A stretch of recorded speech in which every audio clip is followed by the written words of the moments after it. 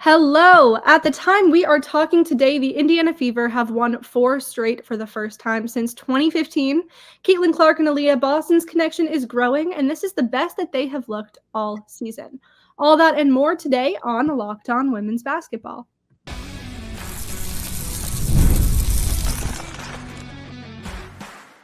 You are Locked On Women's Basketball, your daily podcast on women's basketball. Part of the Locked On Podcast Network. Your team every day. Welcome to Locked On Women's Basketball. I am Talia Goodman. I cover the Indiana Fever for the Next. And today we will be talking to Pat Boylan. He's our guest for the day, the play-by-play voice of the Fever. So we'll be talking all things Fever today, which of course includes everyone's favorite rookie, Caitlyn Clark. So we'll dive in deeper to her later. But first, thank you for making Locked On Women's Basketball your first listen every day. We are free and available wherever you get podcasts and on YouTube, part of the Locked On Podcast Network, your team every day. Remember that Locked On Women's Basketball is brought to you by everyone at The Next, a place where we cover women's basketball 24/7 and tell the stories that need to be told every day.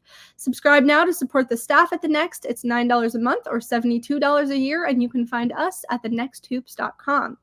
So, on today's show, we're going to talk about how the Fever are on a 4-game win streak right now, the first time since 2015 at the time we're talking. So what's going right for the Fever? We're going to dive in a little bit deeper to the connection between Aliyah Boston and Caitlyn Clark. And then we're going to look forward to the rest of the season, some scheduling, some injuries. We're going to get into all of that today. So, Pat, what's going right for the Fever right now? They've won 4 straight. So what are they doing right? What's changed since the beginning of the season, in your opinion? Well, first of all, it's great to be on with you here and speaking with you on this platform. And I think from the Fever perspective, I honestly start with the schedule. And I know that's not the most interesting podcast answer in the world. It doesn't get clicks and views and all of that. But I really think it's still the biggest factor at play here. And it's been well documented, but I still think there was a little bit of a cognitive dissonance between people who understood the schedule was really tough and that are going, why do the Fever have this record? And look, I think Indiana wanted to have a better record, felt like they should have had a better record through 11 games or so into the season. They were 3-8 to start things off. They played 11 games in 20 days. 8 of their first 13 were on the road. They played the top 4 teams in the league, 9 of those 13 games. So it was just never going to be a scenario where the Fever came out and were guns a-blazing. And you add that to a bunch of new players who are trying to figure out their chemistry. And to be honest, I don't think the start was all that surprising. And as anybody that follows the WNBA or most sports work this way, if your schedule's really tough at the beginning, it's going to balance out. So I actually felt like this stretch of games, especially the 3 at home, I thought might have been the most important 3 games of the entire season. Because yes, your schedule was really difficult. You're going to get a reprieve there, but you have to be able to take advantage of that here, because if you didn't, you risk digging yourself into a really big hole, one that would be challenging to get out of at the end of the season. So long-winded way of saying the schedule and just being back to what I've called a normal life in the WNBA has been massive. But to quickly run through a couple of other things, and we're going to talk about Aliyah Boston and Clark here momentarily, so I won't go too deep into that one. Their pairing has been fantastic. I think lately you've seen that core quartet. That's kind of the phrase I've been using to describe them. We're, of course, talking Caitlyn and Aliyah, but also Kelsey Mitchell and Alyssa Smith. Like, when you imagine what the Fever are capable of, frankly, you imagine games like they've been playing lately, especially that one against Atlanta, where all 4 are really good. Maybe on a given night, one is the star player. Maybe they're all kind of lifting at an equal level. But it's what they've been able to do lately that I think you're hopeful that you continue to see, because there's a ton of young talent here on this team. And the final piece is I really just think the chemistry is coming together. Caitlyn is figuring out her spots in the WNBA and how her talent, her extreme level of talent, translates into this league. And everybody else is figuring out how to play around her too. And I think all those dynamics have led to what you've seen here lately. Who has impressed or surprised you the most? Obviously, you've been covering this team for nearly a decade, right? Almost there. Yeah. So who's impressed or surprised you the most this season? Well, the question of who surprised me the most, it actually might be a player that we haven't seen a whole lot of, Temi Fagbenle, because She's somebody that going into all of this, I didn't really know a whole lot about. I remember her having a year or two, I think, in Minnesota, but she had been overseas. And what she was able to show early in the season, I thought was really intriguing. And maybe we'll touch back on that here at the end of the show. I don't know that anyone individually is really shocking or surprising me because you know what Kelsey Mitchell's capable of. She's an all-star. You know what Nalissa Smith is capable of. In her first 2 years, she's been very, very good. Aaliyah Boston was an all-star starter, and Caitlyn's Caitlyn. So I don't think I've been surprised necessarily by any one individual performance, but it's been just so imperative that this group starts to figure each other out, starts to develop that chemistry, and actually starts to look like this. The schedule, the level of competition was so high in the early going that I think in a lot of ways it was tough to test whether this kind of core four, if you will, can work together. But it's just been so imperative, I thought, that once you get to life in the normal WNBA, that this grouping of four players figures it out amongst themselves. So I don't know that it's surprising that they're figuring it out, but it is extremely important. And I do think we've seen some really significant jumps in the last week or so. Right, absolutely. And you mentioned the schedule. I feel like that was kind of the story at the beginning of the season was the schedule, right? And we look at it now and we think, maybe that helps them in the long run, right? Do you think maybe having that high level of talent and, needing to learn quickly, right? Do you think that maybe helps them? Because now as we get into the second half of this season, it'll slow down a little bit. They'll have lesser competition. Do you think it maybe helps them in the long run in kind of their hopes to making the playoffs? I do. I was kind of quietly, in fact, making that point. It's not a point that I wanted to make a lot as the Fever were struggling early in the season, saying that this hard schedule, on one hand, we're talking a lot about the hard schedule. And then on the other hand, it just didn't make a whole lot of sense to say this could be really helpful. But I actually think it could for a couple of reasons. You just named one or two of them. And another would just be the fact that most teams in the position of the Fever, which is a team that is up and coming and growing and not where they want to be end game, but taking some strides to get there.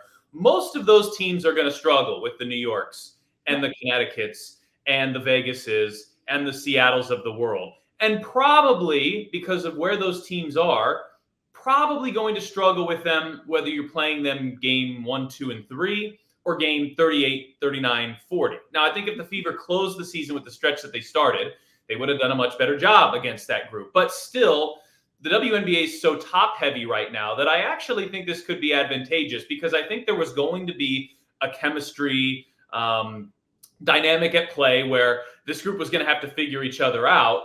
And now they've done so against some of their hardest competition, games that maybe they would have dropped anyway. Well, now that the chemistry has started to figure itself out, now they're playing a more normal schedule. I actually think it could have been counterproductive if they opened up with a really easier portion of their schedule because the team might not have been quite there yet. And those are the games you need to take care of. And if you look at where the Fever are right now, as we're talking here, and I know people may listen in the future and there's a Chicago game and all that coming up.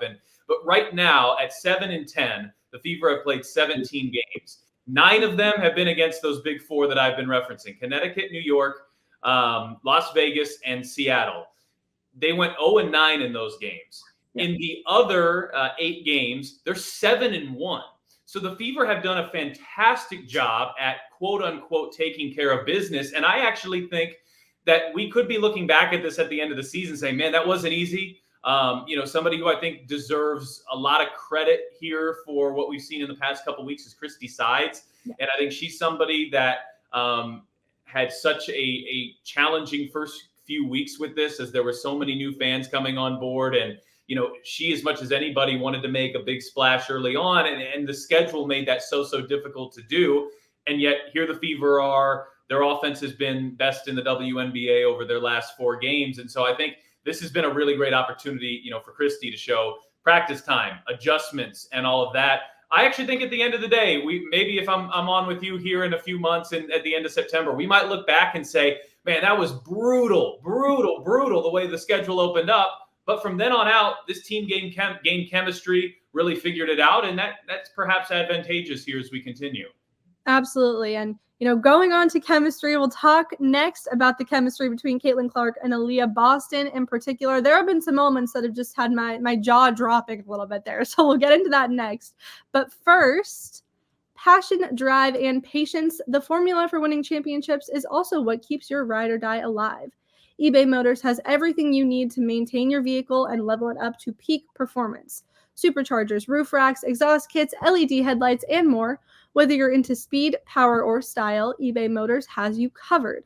With over 122 million parts for your number one ride or die, you will always find exactly what you're looking for. And with eBay Guaranteed Fit, your part is guaranteed to fit your ride every time or your money back. Because with eBay Motors, you're burning rubber, not cash. With all the parts you need at the prices you want, it's easy to make your car the MVP and bring home huge wins. Keep your ride or die alive at ebaymotors.com. Eligible items only. Exclusions apply. eBay Guaranteed Fit only available to U.S. customers. Next up, I want to talk to you about one of my favorite products. My New Year's resolution was to cut back on sugar. And Magic Spoon makes that easier and more delicious than ever. I absolutely love Magic Spoon's variety pack because it has 4 flavors that I can cycle through every single morning.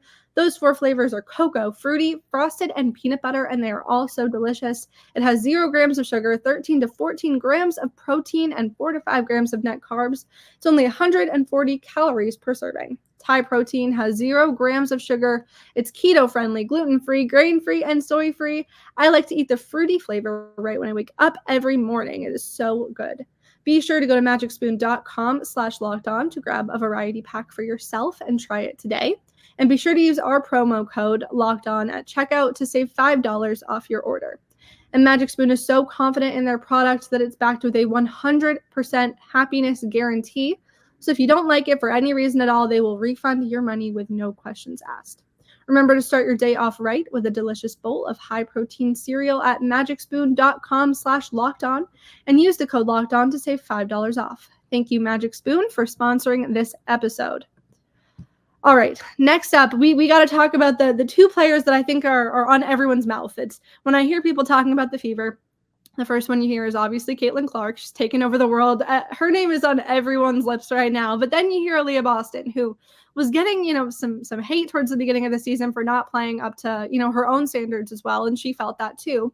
But now she's going crazy. So the biggest part of that is what they're able to do to help each other, I feel like. What have you seen from the pair as of recent within the last few weeks that's made you feel pretty optimistic about them? And a lot of what I say here, I'm going to quote conversations I've had with Debbie Antonelli, who's our color analyst, because she sees the game at an X's and O's level so much higher than I could ever hope to. But I think a lot of it makes a lot of sense here. And the first thing is, if you think about why Aaliyah had such success in her rookie year and how the Fever were able to do that, I mean, at the end of the day, Aaliyah came in last season, and even as a rookie, from the moment the ball went up in the season opener, she was probably the focal point of the offense. It's no disrespect to Kelsey Mitchell or Nalissa Smith. Kelsey had a great year. She's an all-star. She's got a chance to be an all-star again. So anything I say here is of zero disrespect to Kelsey and Nalissa, who are massive, massive parts of what's happened here and what's going to continue to happen here in the future of the franchise. But Aliyah Boston and Caitlyn Clark probably are that core duo that's so important to ultimately the ceiling that this franchise can unlock. And if you look back at Aaliyah's rookie year, she became the focal point. And Aaliyah, one of her great skill sets is just how versatile she is. She can knock down the shot out to the 3-point line. She's hit 8 of them in her career. She's a really good passer for a big. She's one of the best passing bigs, I think, in the league. But at the end of the day, where she really cooks is down there on the block. And if she's got, one-on-one defense, I mean, she almost always either gets the shot to fall or gets a really, really good look. Well, her skill set is also very important to Caitlyn. She's a very good screen setter. She's nimble on her feet. But if you look at where Aaliyah was on the floor and will continue to be and will need to continue to be, it was a lot further out than a rookie year because she's coming all the way up to the 3-point line and at times steps beyond the 3-point line to try to screen and to help screen for Clark. And then what's happening there is we've seen many teams blitz the screen, which means both of the 2 defenders go the way of Caitlyn. Well, it's an easy drop-off pass for Clark over the top to Boston, But then Boston's got the ball pretty much straight away, top of the key, and she's good enough to do damage there. But that's not, the spot where I think she can really do the most damage. And so I think one thing, I give the coaching staff, Christy, a lot of credit for this, the entire staff. I give Aaliyah a lot of credit for this, and Caitlyn too, and really everybody else. I actually thought, for those who stayed with us on that Connecticut broadcast out in Connecticut a couple of weeks ago, the game was out of hand by early third quarter. But I thought there was a really significant moment in the fourth quarter where Christy pulled all the starters but Aliyah Boston. And I actually haven't asked her this question, but I'm pretty sure what she was trying to do was, let's get Aliyah going here. And they played her for the final quarter, a lot of like they did last year. And she did get going, albeit in a blowout loss.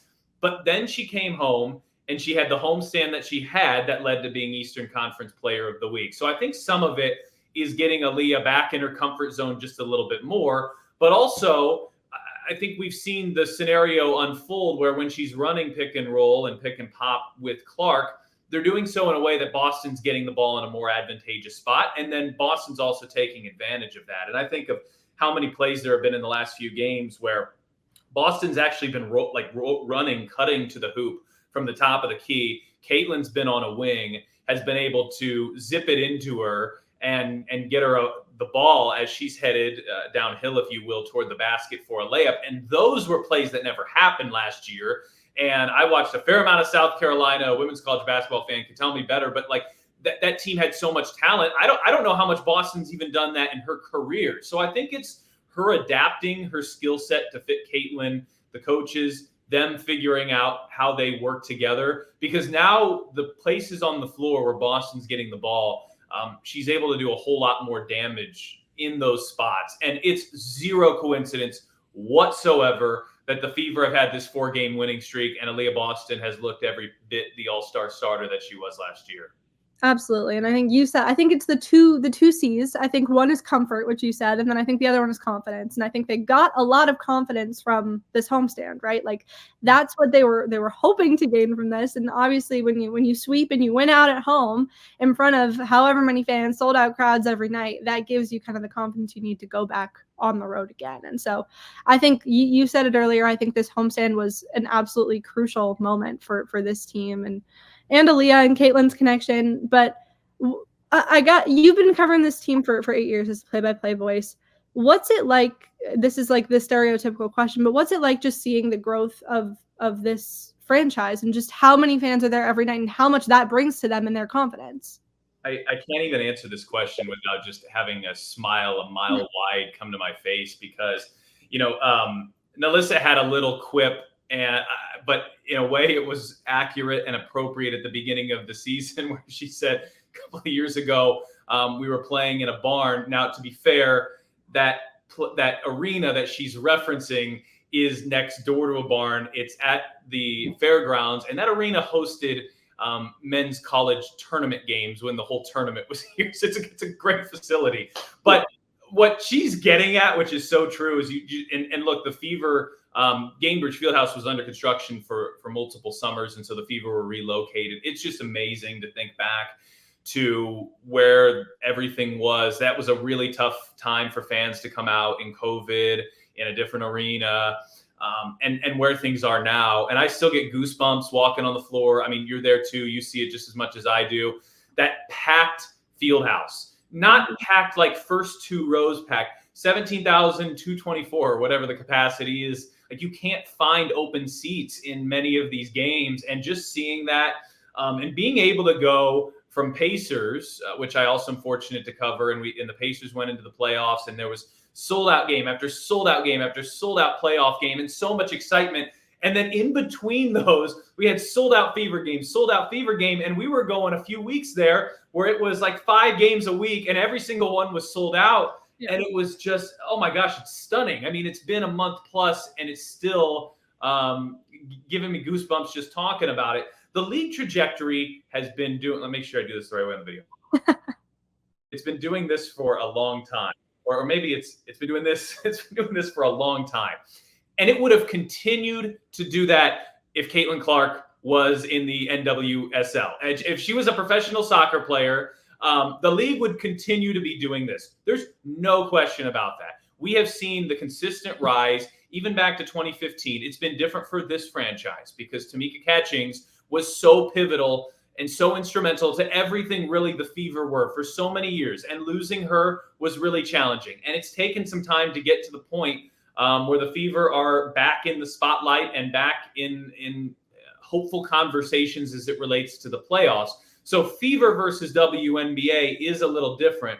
My first year here was 2015. The Fever were a win away from a WNBA championship. The next year they went to the playoffs. That was in that stretch where they were only doing the 1 games, which I'm glad they got out of those. And they lost the first game, and then and they haven't made the playoffs since. So to answer your question from a league perspective, it's just been fantastic to see because those finals games, 3 and 4 against Minnesota, those were sold out. Yeah.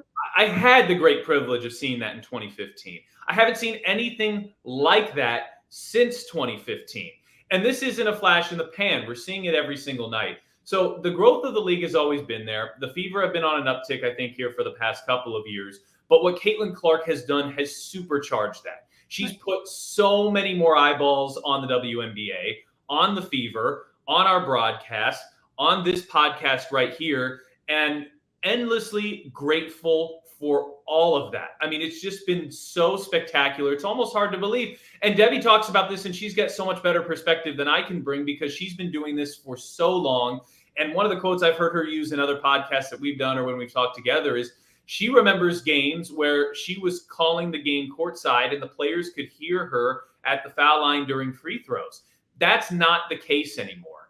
And so just to see the growth of the league, pre-Caitlyn, it's been going in the right direction. But Caitlyn has taken a blowtorch to this, and her fan base and just the spotlight that she has brought has taken a blowtorch in a good way to all of this. And we're seeing attendance numbers. We're seeing TV numbers unlike anything else. And I think the one thing that excites me the most about that is, look, it's fantastic for everybody that cares about the WNBA and women's basketball at a macro perspective. It's unbelievable for anybody that has any sort of affiliation with the Indiana Fever. And of course, it's great for her. But at the end of the day, there have been new eyeballs on this product that watch the WNBA, and they maybe never would have before. Right. And they go to see Caitlin Clark. Yeah. And then they watch Breanna Stewart, and they watch Asia Wilson, and they watch Alyssa Thomas, and they watch Ryan Howard, and they watch Alicia Gray, and they watch all of these other terrific established stars in the WNBA that have deserved more spotlight. They're getting it now too. And you're seeing other games around the WNBA. TV ratings are up, even if they aren't involving Caitlin Clark. So it's cliche. I've used it 50 to 100 times probably in the last couple of months, but the rising tide lifts all boats analogy is so spot on here. And we're just so fortunate to have this in Indianapolis. You know, we've had a lot of hard times over the last few years. And so to have this all of a sudden dropped in our lap, everything that has come with the Caitlin Clark experience, I'm so grateful for it. It's just been such a gratifying experience so far. It has been good, but we will talk more about that in just a minute. We'll talk about expectations going forward for Caitlin Clark and for the Fever in general. But first, I have got to talk to you all about FanDuel because I love sports. I love them so much. And, you know, as the playoffs are winding down, I was watching the NHL playoffs last night, which are going crazy. NBA is over. We got some baseball. We got the WNBA, of course, which we're talking about right now, but we got fewer games overall. And so the sports aren't sportsing like I want them to. But FanDuel lets me keep the sports going whenever I want. All I have to do is open up the app and dream up bets anytime I'm in the mood.